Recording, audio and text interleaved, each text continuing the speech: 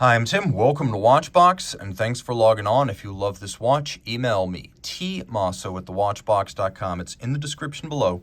It is your purchase and pricing email question line for buying this or any watch you see on any Watchbox platform. Please reach out to me directly. Email tmosso@thewatchbox.com for pricing. Today, we're discussing one of the best buys in high horology. Breguet, in the Vallée du Joux, is not the company founded by Abraham Louis Breguet and his sons. All of them have passed on, and in the modern era, it is run by Swatch Group. But because of that, it faces an unreasonable prejudice from collectors who pine for the days of Breguet ownership. Well, let me ask you, when was the last time a Patek or Philippe ran Patek Philippe? When was the last time a Jaeger or Lecoultre ran JLC? And yet we revere those. Breguet needs to be judged on its merits, which today are awesome. You will not find better crafted watches at a better price on the pre-owned market. So here we have the Breguet Classique Perpetual Calendar, reference 3787 in white gold. It's 36 millimeters in diameter, only 8.8 millimeters thick, and from lug tip to lug tip, a wonderfully compact 43.2 millimeters with an 18 millimeter spacing between the lugs. I'll throw this watch on my wrist, which is 16 centimeters in circumference, and it wears nicely. You can see it's super slim, easily fitting underneath a dress cuff. I can recommend it for a wrist as small as 13.5 centimeters circumference, though I will say the straight welded lugs give the watch the appearance of a larger timepiece, perhaps even 38 or 39 millimeters. The timepiece is suitable for him or for her, and it's a great way for a woman to get into high-end complicated mechanical watchmaking, because this is a take-no-prisoners men's mechanical complication that will also fit a smaller wrist. Those who have a taste for discretion will adore the thin case and the small diameter. The strap is high-grade, large rectangular scale alligator leather semi-gloss. We have a broad folded edge. We have a monotone stitch. On the bottom you can see calfskin, a brand new Breguet factory strap, and then we have a folding clasp, which you'll appreciate is fixed to the strap using screws and bars. There's some knurling outboards. You can grab it more easily, pop it open. It is a snap-shut friction fit clasp, helping to avoid droppage of the watch while donning or removing. You can see the logo is alternately media blasted and polished. Rolling back to the case, you can see that here, too, the strap is held on by screws and bars. This is a more robust system than spring bars. It's also a little bit more expensive to craft, but I'm glad Breguet takes the time and uses the money, because this watch deserves the utmost protection.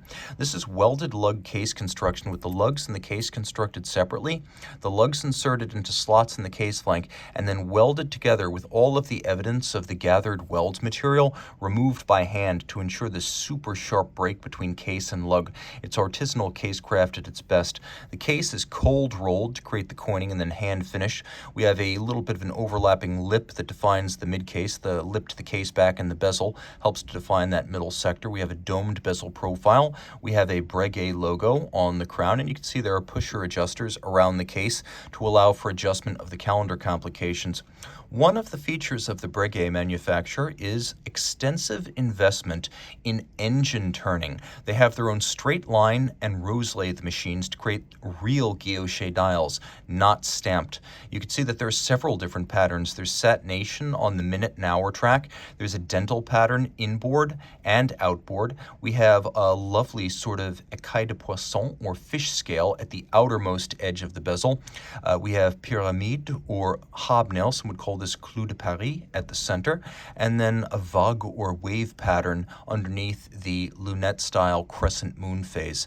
We also have a perpetual calendar with a sort of a serpentine retrograde indicator. So we get a perpetual calendar with the day, the date, the month, the leap year phase, and the moon phase has an adjustment interval of 122 years between corrections. The perpetual calendar will not need to be corrected, assuming you keep it running until the year 2100. The hands are steel, fired blue, and Breguet style for the hours and minutes, and you can see the cannon pinion has been black polished. We also have the Breguet secret signature engaged up at 12 o'clock. I should actually say it's more like 11:30 and 12:30 right there, but the secret signature is present. Breguet mines the details. You can see the apertures for the day, the month, and the date are faceted with a step down, so it's not a sheer, clumsy cut through the dial. Turn it all over. You have a movement that was originally known as the Longines L990, a 1977 in-house ultra-thin automatic designed by Longines, and it has been heavily upgraded here as the Breguet 8815. So the upgrade elements include the finishing, which is surpassing, but also the use of a free-sprung balance for durability and precise adjustment. You can also see it as a recessed bolt, aerodynamic balance, yes, it has hacking seconds, and then there's an anti-magnetic silicone hairspring as well to make the watch more reliable and resilient. The watch is a unidirectional automatic winder with twin mainspring barrels that supply a very even torque in a way a single barrel can't for consistent timekeeping. It's got a 44-hour power reserve.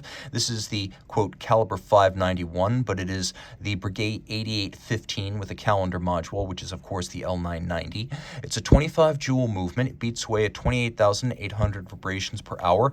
It's free sprung for better shock resistance and more precise adjustment. And the hand finishing elements include a traditional rose lathe guilloche on the rotor, which includes beveling on its edge, a guilloche on its top with this lovely Grand Orge pattern. And then we have satination with the engraved Breguet name. And take a quick look at the edges of the bridges, and you will see that they are elaborately beveled. You can see the mirrored anglage on the edge of these bridges, and I'm doing my best to get it in focus here.